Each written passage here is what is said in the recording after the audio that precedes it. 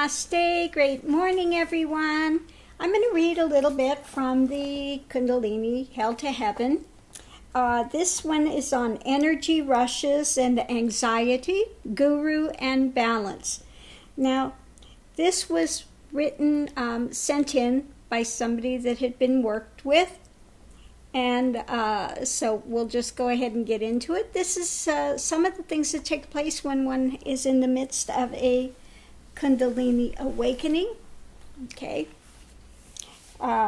This is by Kali Anand from Tennessee.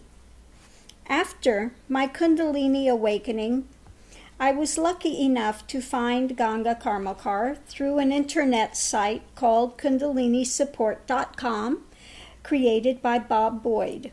She had done an interview with him that was not only strikingly moving in its own right, but immediately drew me in with connection to her. Unlike anything I had done before, I packed a bag before calling her and began the process of finding a flight from Nashville to Seattle that very day, unbeknownst to my husband. Upon speaking with her and communicating my experiences, she was ready with explanation and compassion. When I told her I needed immediate sanctuary, support, and counsel, she told me to come, that she would pick me up at the airport and pick up an extra bed along the way. Of course, I'm getting way ahead of myself. My name is Kali Anand, and I'm in the process of writing my doctoral dissertation in psychology, which she did go forward to complete. Okay, so now she is a practicing psychologist. Up to my awakening, I was working at a university counseling center as a practicum student and a psychiatric hospital, and finishing my graduate studies at Tennessee State University in Nashville. I have been meditating since 1980, sometimes in the earlier years, hours at a time, looking to God for guidance and to truth, and experiencing bliss and love for people and life. Even though I had been experiencing a blissful energetic state since the 1980s, with experiences of heat up the back and orgasmic feelings in front that felt like blankets of the sweetest and most joyous love for God, gold light around my body, and movements in my forehead and the top of my head in meditation, I never really attributed any of this to a Kundalini awakening or rising. I have traveled extensively on service and spiritual trips, such as to Nepal and Peru, always with God as a focus. Yet, I was the focus of experiencing and sharing this love and bliss. It gave me extreme pleasure, energy, happiness, and spiritual focus on others, and of course myself, and on my own life. In June 2002, my husband and I visited family in Texas, continuing on to Santa Fe, New Mexico, for my husband's business concerns as a marketing consultant. On a stopover in Carlsbad, New Mexico, after reading my favorite verses from the Tao Te Ching of Lao Tzu, while my husband relaxed in the whirlpool at the hotel, we went to dinner.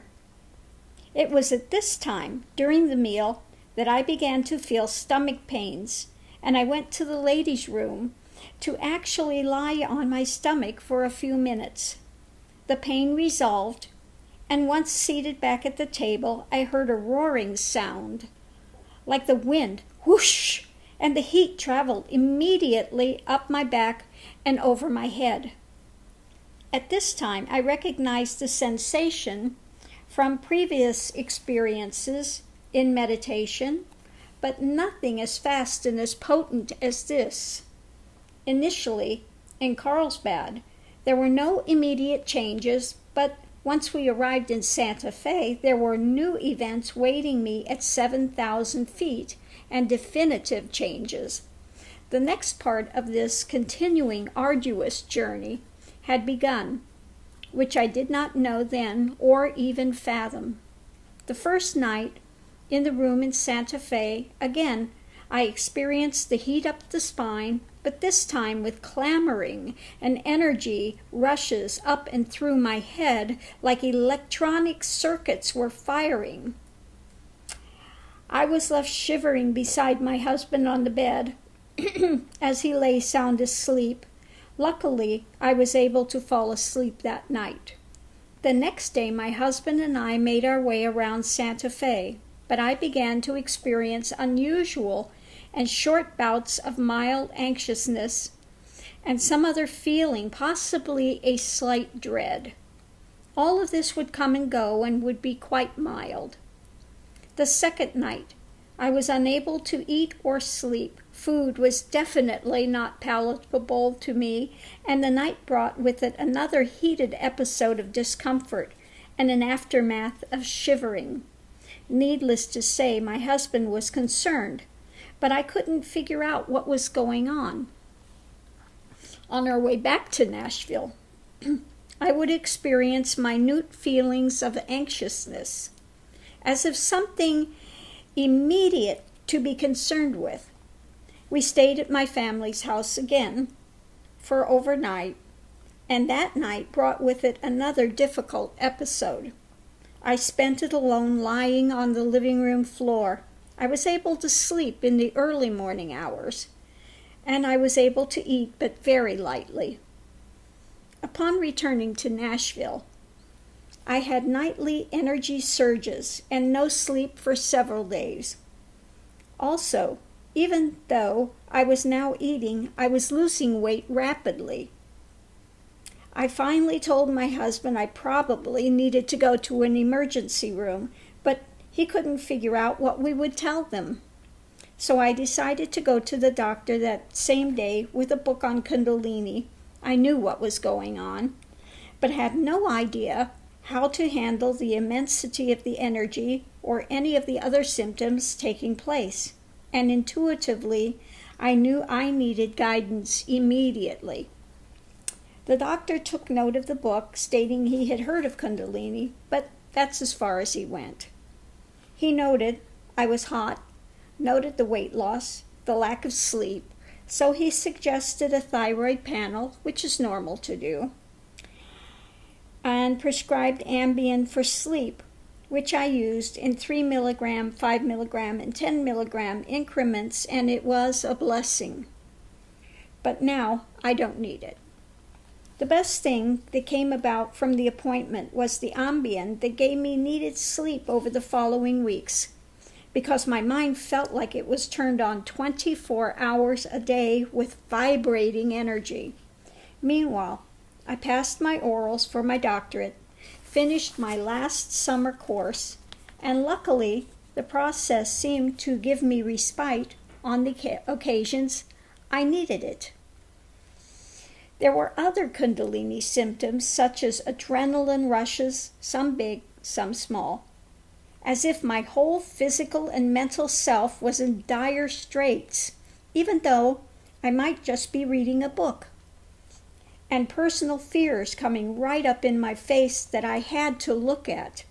Also, my head had tingling all over it, and my forehead felt heavy. These symptoms are still around in varying degrees, and although very uncomfortable to deal with at times, I have coping truths to work with now, and my bliss has made numerous returns, usually when I think this is just too much. Coping truths are my name for the treasures I have received from Ganga and continue to receive. It seems strange, but the initial stages, I could not find solace in my spiritual practices, not wanting to even venture there, just holding on to God and my inner guru through the rough nights. But since then, this has changed enormously. Through all of this, I started to visit Bob Boyd's site regularly, hoping and praying that somewhere out there I could find someone for guidance.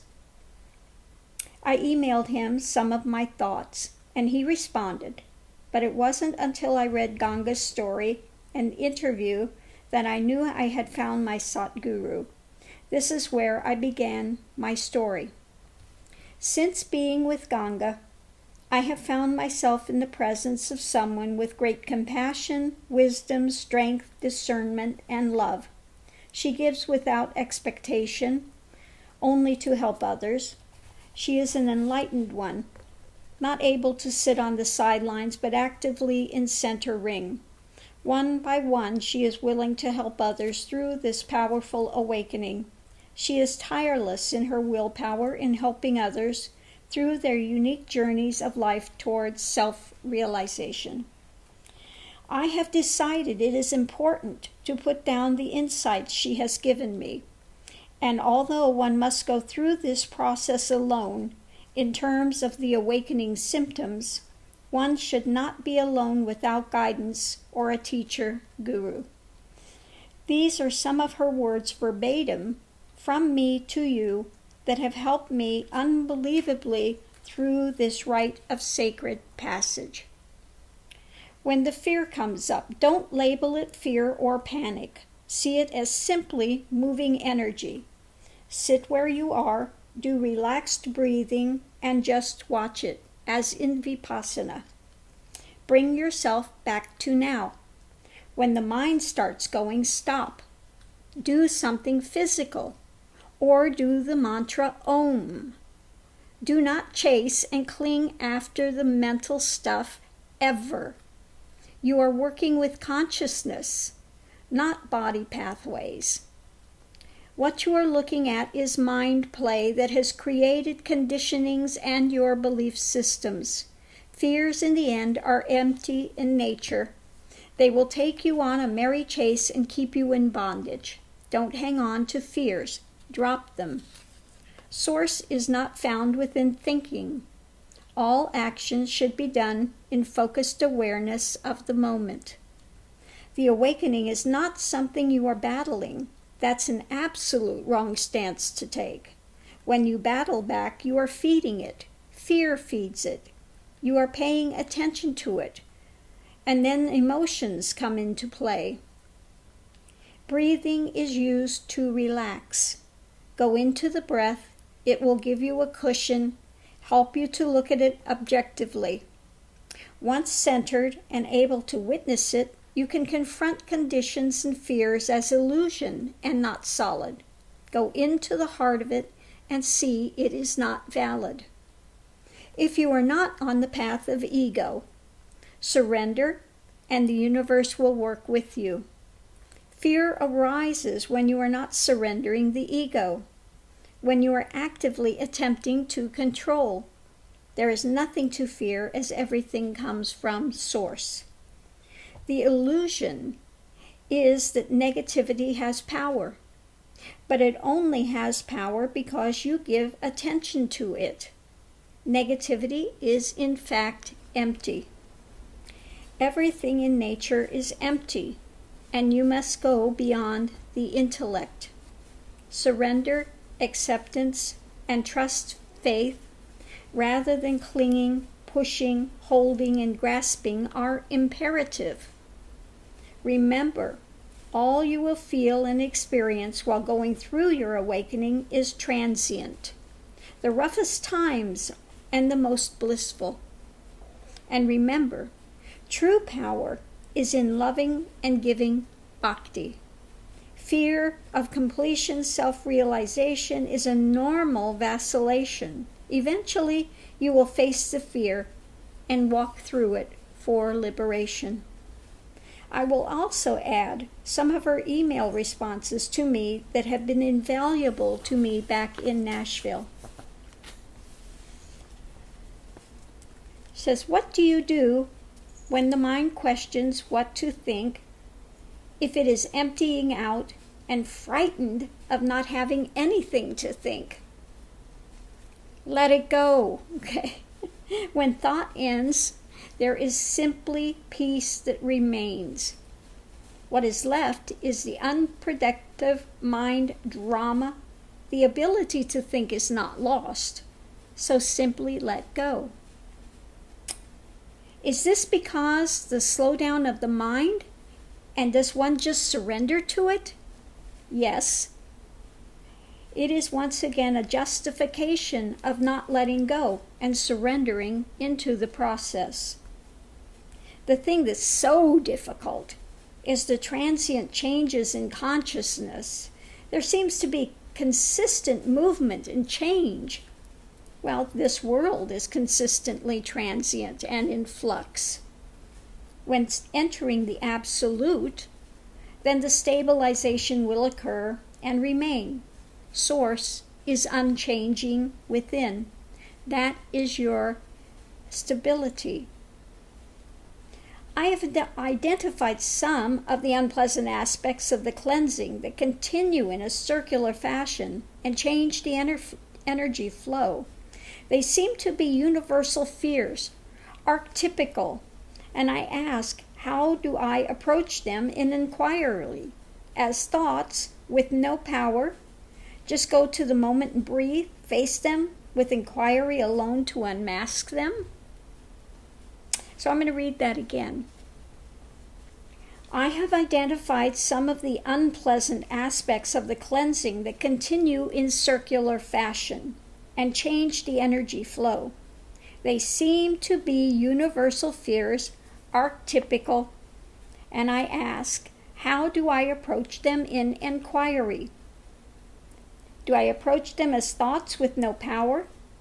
Just go into the moment and breathe? Face them with inquiry alone to unmask them? Go to the heart of them. Look at them square in the face, then dismantle it. Well, even though you know what's going on, you still have the tendency to feel anxiety, which I have stopped using as a label. And this change in energy is very hard to deal with. It's like being on a roller coaster with no idea where the next drop will be. I know you've spoken with me on this before, yet your communications are strong, continual pillars and beacons through this. I am grateful. Once again, go into the breath. Use Vipassana. Vipassana is sitting there and witnessing what is taking place, witnessing, watching. See the energy change and let it release. See the mental dramas by stepping back and simply witness them. Don't get drawn into the drama of it. Then go to the core of it, dismantle it through inquiry or neti reasoning. Neti means not this, not this, not this. If it's something that's ever changing, coming and going, and it's not permanent, unchanging, eternal in nature, then it's not valid. Then it's an illusion of mind, a maya happening. Eventually, it will be like a light switch being thrown. It will dismantle and be gone. Excuse me.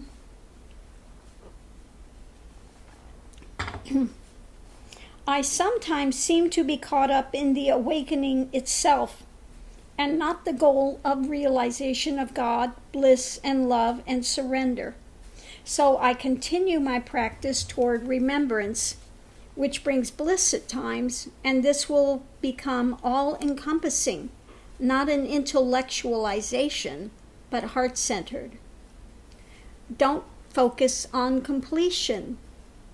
It's already here, but only covered over. Work on uncovering by seeing through the illusions playing out. Stay heart-centered. Keep working within the bhakti of surrendering in love to the universe. Do Om That I Am mantra. Well, Ganga enabled me to understand what was happening to me, and with just that, I was able to find some inkling of stability amidst my panic. She gave me breathing practices and walking meditation, and just her presence and voice were stabilizing lights. She started me on a proper diet, and I began to gain weight and started to be able to sleep. The most important thing was I began to feel moments of bliss towards the ultimate sacred goal of realization.